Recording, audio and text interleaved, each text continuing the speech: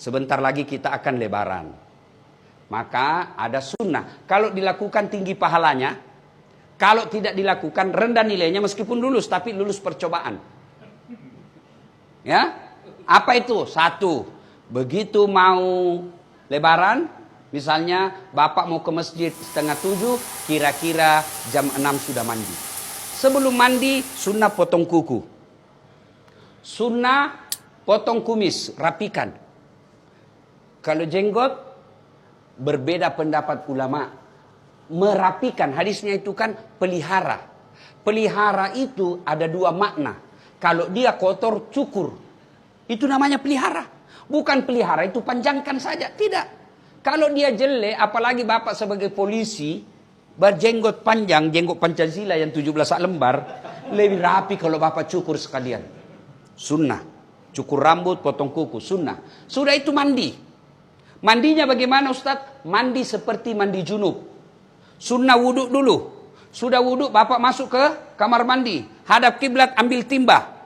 Saya niat mandi sholat Aidil Fitri. Lillahi ta'ala. Bismillahirrahmanirrahim. Kanan dulu 3 kali, kiri 3 kali, baru seluruh anggota tubuh. Ustadz, bagaimana kalau di rumah kita pakai apa itu? Shower, tidak ada timba? Gampang Pak, begini aja Pak. 1, 2, 3, gila lagi. 1. Saya ketawa, saya serius sini Pak. Kan selesai. Nah, sunnah sikat gigi, sunnah pakai sabun, semuanya Pak, cuci bersih-bersih, termasuk alenya beliau yang mulia, bersihkan itu Pak. Sudah, terakhir basuh kaki. Kalau bapak tidak kencing lagi setelah basuh kaki, bapak tidak usah wudhu, sudah itu gantinya. Tapi kalau mau lagi merasa tenang, ndak nyaman rasanya kalau saya tidak wudhu, silahkan wudhu lagi. Sudah wudhu, berpakaian. Sunnah berpakaian yang indah. Itu perintah surah Al-Jum'ah.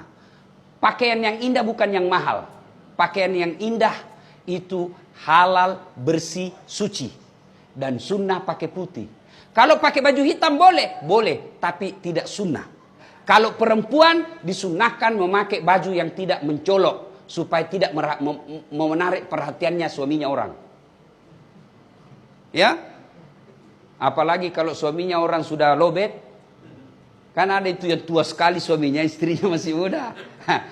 Biasanya ini layangan putus. Nah itulah sunnahnya. Sunnah perempuan tidak bercorak terlalu terang. Sunnah berikutnya lagi, bapak sunnah memakai parfum. Kalau tidak ada mahal, parfum palsu sekalipun boleh. Kalau hari itu tidak ada sama sekali pengharum, pengharum ruangan ambil Pak, semprot. Ya. Sunnah memakai wangi-wangian. Tidak ditentukan parfum, pakai wangi-wangian. Kalau dengan pengharum ruangan sudah wangi, itu sudah sunnah. Obat nyamuk lagi. Obat nyamuk.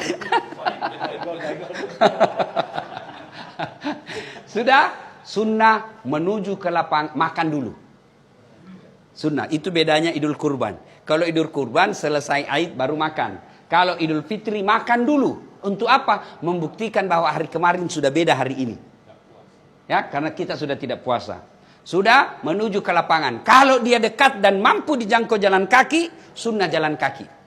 Tapi kalau dia jauh, Pak Kapolda di sini, mau lebaran di Mapolda, jam jalan kaki Pak, setengah mati Pak. Repot Pak, 11 kilo Pak. Begitu sudah sampai Pak, orang sudah bubar. Kalau dijangkau dengan jalan kaki, sunnah jalan kaki.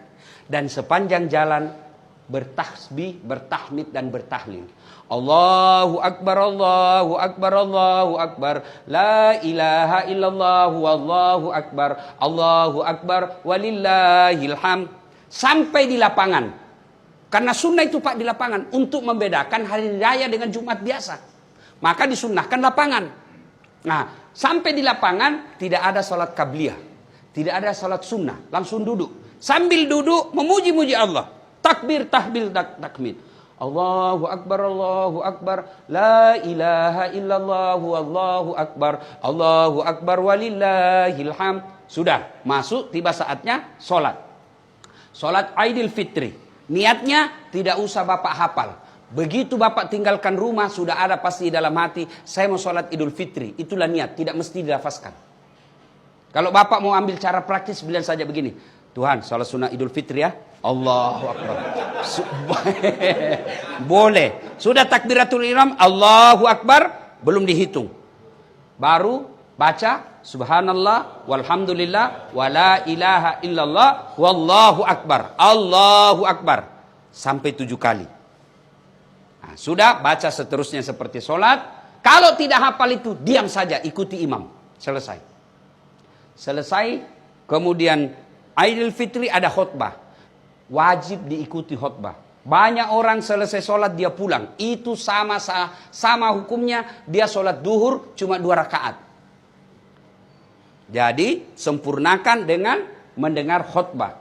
Selesai khutbah berdiri, kita berjabat tangan saling mendoakan. Minimal doanya taqabbalallahu minna wa minkum taqabbal ya karim. Baru salawat Allahumma salli ala sayyidina Muhammad wa ala ali sayyidina Muhammad. Kemudian jangan lupa kantong isi uang baru. Isi uang baru Pak. Mau uang 5.000, uang 20.000, sepanjang jalan Bapak bersedekah. Cari orang-orang susah. Tujuannya apa? Tidak boleh pada hari raya ada orang tidak bergembira gara-gara tidak ada uangnya. Gembirakan mereka. Lalu pulang, sunnah beda jalan pergi, beda juga jalan pulang. Waktu pergi jalan perintis kemerdekaan, waktu pulang tol. Sunnah. Nah, selesai itu silahkan datangi orang tua. Nah, setelah itu baru kita bersilaturahmi kepada orang-orang yang pernah kita musuhi. Itu yang paling penting. Dia pernah kita sakiti atau dia pernah sakiti kita. Siapa yang baik? Bukan yang tua, bukan yang senior, bukan yang kaya. Siapa? Inna akramakum indallahi atqakum. Yang paling mulia di antara kalian yang paling bertakwa. Siapa yang bertakwa? Ciri-cirinya suka meminta maaf. Ibu bapak saudara-saudara sekalian, apabila ini sudah kita lakukan, ada derajat takwa. Pak Kapolda sudah sekolahkan dirinya. Ternyata pulang punya prestasi, pasti ada promosi. Begitu juga ketika sudah mencapai derajat takwa, tidak mungkin Allah tidak mengapresiasi. Pasti ada promosi. Apa janji Allah? Man yattaqillaha. Siapa yang bertakwa kepadaku, yaj'allahu makhraja. Saya angkat derajatnya. 2, ku ampuni segala dosa-dosanya.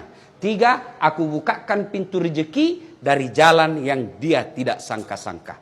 Demikian, lebih dan kurangnya mohon dimaafkan. Assalamualaikum warahmatullahi wabarakatuh.